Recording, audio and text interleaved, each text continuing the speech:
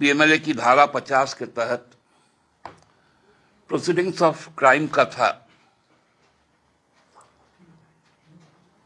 जो उस दायरे में आता ही नहीं था। तब उन लोगों ने एक बरगाई की जमीन की चर्चा की, तो उन्होंने, माननीय मुख्यमंत्री जी ने तो पहले जब इस बारे में चीजें आ रही थी, तो जब पता किया गया कि वो जमीन किसकी है, लगभग 50-60 साल से जो अभी पिछले दिनों में जो फिर से एक समन हुआ कि भाई आप 31 तारीख तक हमारे कुछ और क्वेरीज है, उस पर आपका हमको स्टेटमेंट लेना है। तो इससे कहीं कोई हम लोगों को दिक्कत भी नहीं है। माननीय मुख्यमंत्री जी ने उनको यह बता दिया है कि भाई आप 31 तारीख को दिन के 1 बजे उनके जो आवास है वहां पर आ जाए और जो जानकारियां उनको चाहिए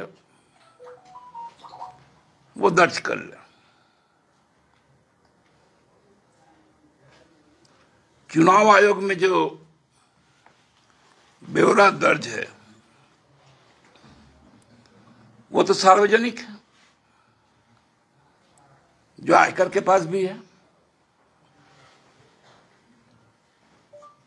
तो वो तो ईडी हमको लगता है कि उसको आधार नहीं बनाती। उन्होंने पूछा था, जो ज्ञात हुआ, कि सौराय भवन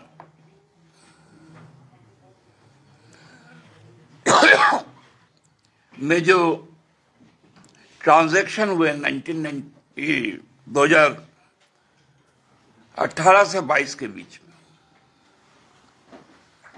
तो उस संबंध में भी सारे रिकॉर्ड्स उपलब्ध है और वो माननीय मुख्यमंत्री जी का उससे कोई मतलब ही नहीं है, क्योंकि वो संपूर्ण व्यवसाय माननीय मुख्यमंत्री जी की धर्मपत्नी का है।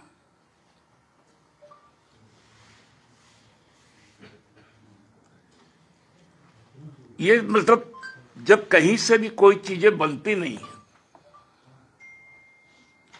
तो हमको लगता है कि इस तरह की चीजें ईडी के द्वारा कुछ राजनीतिक इशारे पर की जा रही है,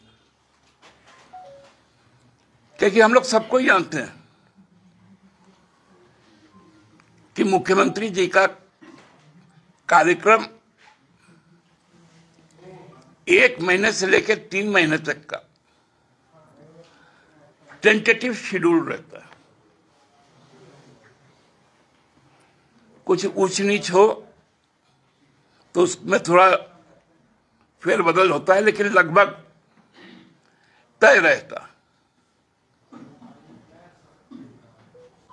आप लोग जानते हैं कि 2 फरवरी को हमारा और 4 फरवरी को हमारा दल का राजनीतिक कार्यक्रम है दुमका में और धनबाद में। विगत कैबिनेट की बैठक ने यह भी तय किया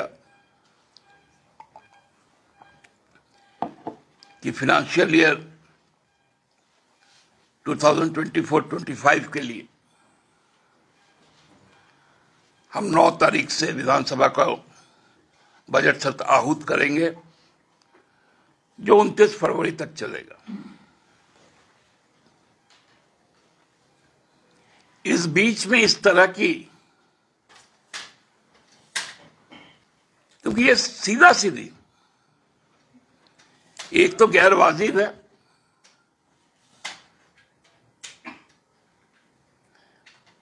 और दूसरा असंवैधानिक भी है, क्योंकि इससे जो लोकतांत्रिक प्रक्रिया के तहत जो जनप्रतिनिधि चुनकर आते हैं उनके अपने जिम्मेदारियों के निर्वहन में दिक्कतें होती हैं।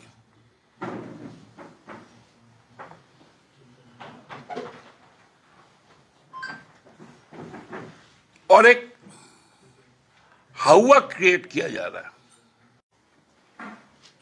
खासकर आज सुबह से। व्यक्तिगत काम से माननीय मुख्यमंत्री दिल्ली गए, लौट भी आएंगे।